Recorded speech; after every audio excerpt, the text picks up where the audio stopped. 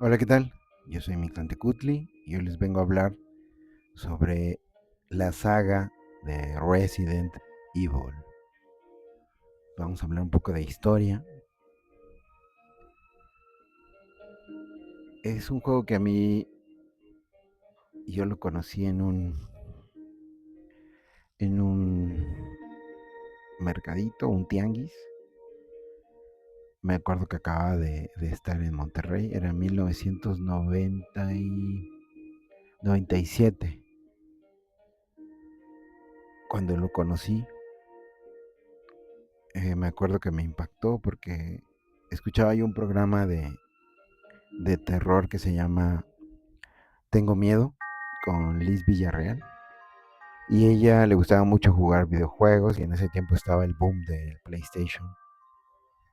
Recuerdo que lo acababa de conseguir, pero no conocía mucho de juegos y el género de terror no existía como tal. Sí existían juegos de terror, pero eran muy pocos, pero no tenía un género. Entonces recuerdo que ella lo mencionaba mucho porque lo estaba jugando. Entonces lo mencionaba tanto que me llamó mucho la atención. Cuando fui al mercadito a buscarlo, eh, fue cuando lo vi y lo encontré y dije, no, de aquí soy, lo quiero, lo necesito. Ah, pero aquí lo tenemos. Eh, este fue el primero que jugué, me encantó, fue una gran aventura. Y pues vamos a contar un poco de historia, ¿no? Ahorita que estamos escuchando esta música de fondo, por los que realmente somos apasionados y hemos jugado la vieja escuela, tú sabías que cuando escuchabas esta canción, esta música, sentías paz, porque esa era parte de la gratificación que te daba el juego, porque sabías que en ese cuarto donde salvabas, cuando escribías en la máquina, ya podías grabar tu partida en la memory card y ya podías descansar. Era satisfactorio escuchar esa canción, esa música. Y bueno, vamos a empezar con la historia de cómo nació. Conocido en Japón como Biohazard, es una mezcla fascinante de limitaciones técnicas, inspiración en el cine de terror y un cambio de planes de último minuto que terminó definiendo el género del survival horror. Así es como se bautizó y actualmente así es como se conoce. Este juego es el que empezó todo, el género. Por eso es tan importante hablar de él ya en sus 30 años y, y pues tiene mucha historia, ¿no?, que contarnos. Muchas personas no saben que Resident Evil nace bueno, de la idea del videojuego para Famicom o NES, que fue en Japón cuando lo crearon, que se llama Sweet Home. Realmente toda la esencia de este juego de Resident Evil, para los que son super fans y no se saben esta historia, realmente les va a encantar, porque el heredero espiritual es Sweet Home. Originalmente Capcom le pidió a Shinji Mikami, o sea, el director del juego, el creador, que hiciera un remake del juego de terror de 1989 llamado Sweet Home. La conexión: muchas mecánicas icónicas de Resident Evil, como la mansión laberíntica, los acertijos, el inventario limitado y hasta la famosa animación de la puerta abriéndose, proviene directamente de Sweet Home. Totalmente cierto. De la primera persona a los fondos pre-renderizados. Al principio, Mikami quería que el juego fuera en primera persona, similar a un shooter moderno. Sin embargo, la consola PlayStation 1 no tenía la potencia suficiente para mostrar entornos detallados en 3 dimensiones y enemigos realistas al mismo tiempo. Estaba en pañales, realmente lo estaban aprendiendo a programar. La solución se inspiraron en un juego de computadora llamado Alone in the Dark. También es muy bueno, difícil de encontrar, pero es de los precursores porque pre-renderizaban algunos gráficos y también era en polígonos de 3 dimensiones. Decidieron usar fondos estáticos pre-renderizados que parecen fotos de alta definición. Bueno, normalmente los programadores creaban un mundo en 3 dimensiones con computadoras al estilo, bueno, como las de Silicon Graphics, que tenían una potencia gráfica mayor. Creaban toda la mansión en unos gráficos que no podía reproducir una consola de ese tiempo, y simplemente en los mejores ángulos tomaban las fotografías, y por eso se le llama pre-renderizado, porque primero se hizo, se creó y luego ya le tomaban una foto a esa creación, y engañaban al sistema porque realmente nosotros creíamos que la consola generaba esos gráficos, por eso se veía tan genial. Lo que realmente estaba reproduciendo el aparato, la consola, era el pequeño personaje que veíamos, es decir, era completamente en 3 dimensiones. Bien, decidieron usar estos fondos estáticos y colocar personajes poligonales encima. Esto creó esos ángulos de cámara fijos, tan cinematográficos y claustrofóbicos. De hecho, volver a jugar Resident Evil en su versión original, muy pocas personas le pueden entender a la cruz direccional. Se mueve como en un tanque. Tienen que jugarlo para que me comprendan. Bien, zombies en lugar de fantasmas. Sweet Home trataba sobre fantasmas y fuerzas sobrenaturales. Mikami, influenciado por las películas de George A. Romero, todos sabemos que es el padre de los zombies, como en la película de La Noche de los Muertos Vivientes. Los clásicos zombies, los zombies lentos. Bueno, decidió cambiar los espectros por zombies creados por la ciencia y un virus biológico. Quería que el miedo fuera algo físico y tangible. El nombre, Biohazard o Resident Evil. En Japón, el juego siempre se llamó Biohazard.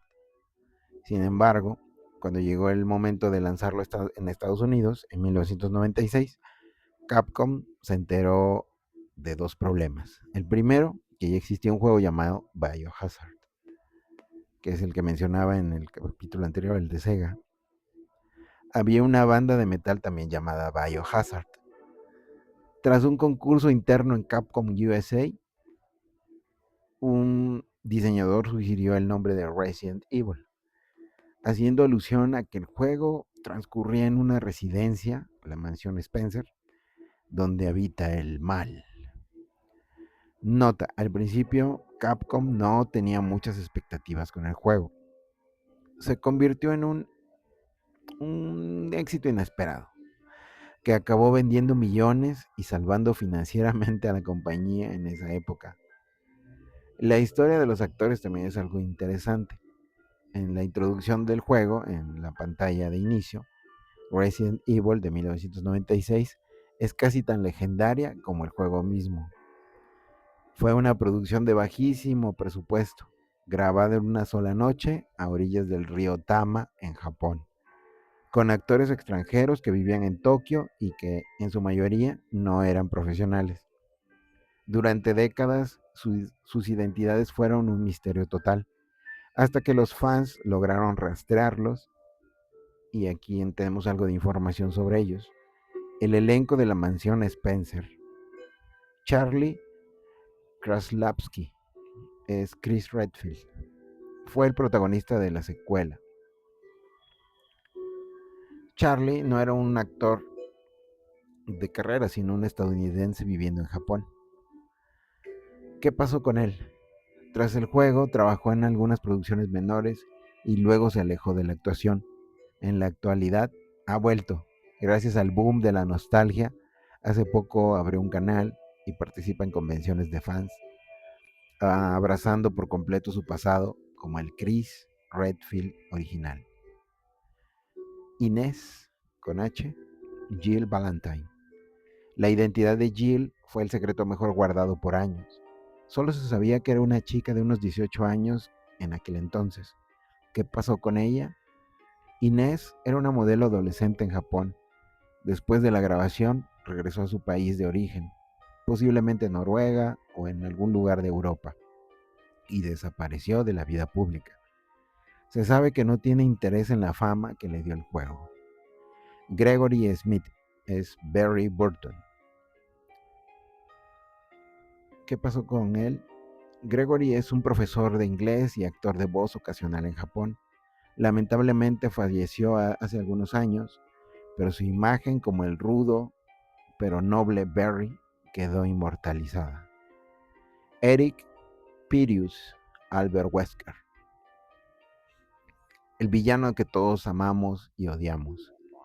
Eric lucía el peinado perfecto y las gafas oscuras incluso de noche. ¿Qué pasó con él? Al igual que los demás, no era un actor profesional de Hollywood. Trabajó en el sector financiero y de seguros tras su paso por Capcom. Se dice que durante mucho tiempo ni siquiera sabía que el juego se había vuelto un fenómeno mundial. ¿Por qué se ve tan especial el corto? La introducción es famosa por ser tan mala que se vuelve buena.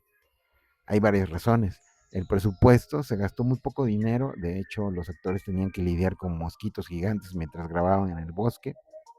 Doblaje. Las voces no siempre coincidían con los actores de imagen real. El diálogo fue escrito por japoneses y traducido directamente, lo que resultó en frases extrañas y actuaciones acartonadas. Censura. En la versión original japonesa, la intro era mucho más violenta. Mostraba a Joseph siendo devorado y a Chris fumando. Para Occidente se editó y se puso en blanco y negro para suavizarla. Dato curioso, Shinji Mikami, el director, ha confesado años después que se arrepiente un poco de haber usado actores reales porque, según él, le quitaba seriedad al juego. Sin embargo, para los fans es una parte esencial del encanto serie B de la franquicia. Sí, totalmente cierto. Las actuaciones malísimas, ¿no? Y el perro donde todavía se ve que es de utilería. Sí, Resident Evil es el padre del survival horror moderno. Shinji Mikami es, sin duda, el arquitecto que diseñó los planos. Es una de las figuras más influyentes en la historia de los videojuegos, conocido por su perfeccionismo y su capacidad para reinventarse. Aquí tenemos un poco de su historia de Shinji. Mikami no entró a Capcom queriendo hacer juegos de miedo. De hecho, sus primeros proyectos fueron títulos familiares para la consola Super Nintendo, como Aladdin o La Tropa Goofy. El dato, su experiencia en Goof Troop, un juego de acertijos y perspectiva aérea, fue fundamental para diseñar los rompecabezas de la mansión Spencer años después. El padre de Resident Evil, en 1996, Mikami, cambió la industria para siempre. No solo dirigió el primer juego, sino que estableció las reglas de oro del género.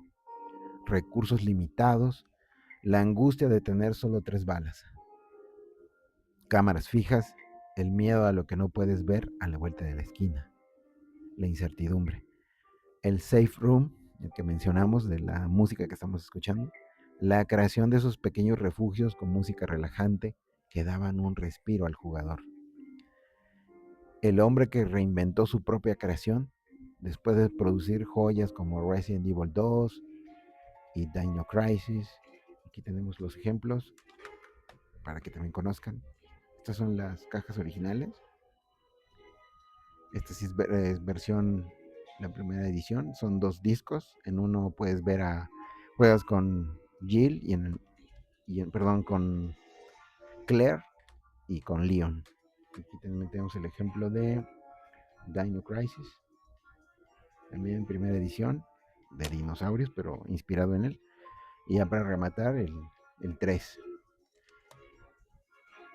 Todos los jugué, los terminé y realmente son buenos juegos. Me gustan unos más que otros. Bueno, vamos a hablar un poquito de qué pasó con él. Mikami dejó Capcom tras la disolución de Clover Studios. Eventualmente fundó su propio estudio, Tango Gameworks, donde decidió volver a sus raíces con el juego de Evil Within. Su filosofía, Mikami cree que el terror moderno se ha vuelto demasiado acción. Con el juego de Evil Within, intentó recuperar esa sensación de vulnerabilidad extrema donde el jugador apenas sobrevive. Vamos a ver, el adiós a su estudio en el año 2023, Mikami sorprendió a la industria al dejar Tango Gameworks que ahora pertenece a Microsoft Bethesda, recientemente ha fundado un nuevo estudio llamado Keimu, lo que tiene a todo el mundo expectante si volverá al terror o nos sorprenderá con algo totalmente distinto. La historia de cómo Shinji Mikami casi termina en la calle es un recordatorio de que a veces los mayores éxitos nacen del caos y de la falta de fe de los jefes. Bien, esto también es muy interesante porque fue el juego que ayudó a que se rescatara la compañía y que él no perdiera su trabajo. Era el proyecto que nadie quería. Cuando Mikami decidió aceptar el encargo de hacer un juego de terror, Capcom no estaba en su mejor momento. El género de terror se consideraba un nicho que no vendía. Dentro de la empresa, muchos veían el proyecto de Mikami como una pérdida de tiempo y dinero. El desastre de las pruebas internas. A mitad del desarrollo, Mikami presentó una versión temprana del juego a los directivos de Capcom. Fue un fiasco total. Controles toscos, los famosos controles de tanque, donde el personaje gira sobre su eje, no gustaron a nadie. Dificultad absoluta, absurda, hasta nervioso me pongo. Los evaluadores morían constantemente y se frustraban. Cámaras fijas, los jefes pensaban que era un error técnico no poder mover la cámara directamente. Los ejecutivos estaban furiosos. Se dice que el ambiente era tan tenso que Mikami sentía que tenía un pie fuera de la empresa cada vez que caminaba por los pasillos. Si esto falla, te vas, le dijeron. Capcom estuvo a punto de cancelar el juego varias veces. Finalmente, le dieron una última oportunidad, pero con una advertencia implícita. Si Resident Evil no vendía lo suficiente para recuperar la inversión, su carrera en Capcom y posiblemente en la industria se habría acabado. Mikami, lejos de acobardarse, se volvió más exigente, rediseñó el juego casi por completo, eliminando un modo cooperativo que no funcionaba y enfocándose en la atmósfera y el aislamiento. El giro del destino.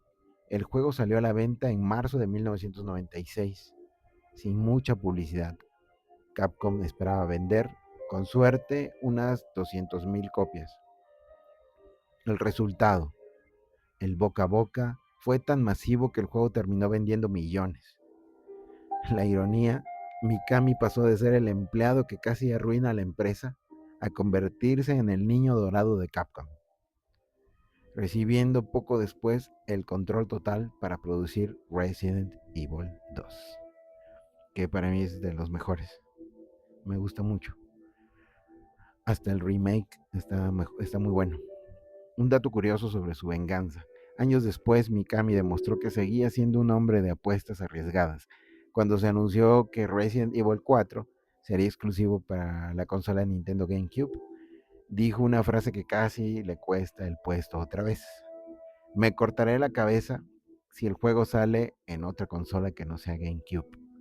Cosa que sucedió. Capcom, buscando más dinero, lanzó el juego en PlayStation 2 poco tiempo después. Mikami no se cortó la cabeza, pero sí tuvo que pedir disculpas públicas a los fans de Nintendo por la decisión de su propia empresa. ¿Te imaginas qué hubiera pasado con el mundo de los videojuegos si lo hubieran despedido en 1995? No hubiera nacido nada de lo que conocemos ahora. Mikami es un tipo de ideas fijas y a veces un poco locas para los estándares corporativos de los años 90. Aquí tenemos otras ideas que también manejó, que no funcionaron también, por ejemplo, el cooperativo de Resident Evil, lo que continuaba originalmente iba a tener un modo cooperativo y Chris y Redfield iban a recorrer la mansión juntos, ayudándose a resolver acertijos y compartir, lo que sucedió con otras sagas posteriores.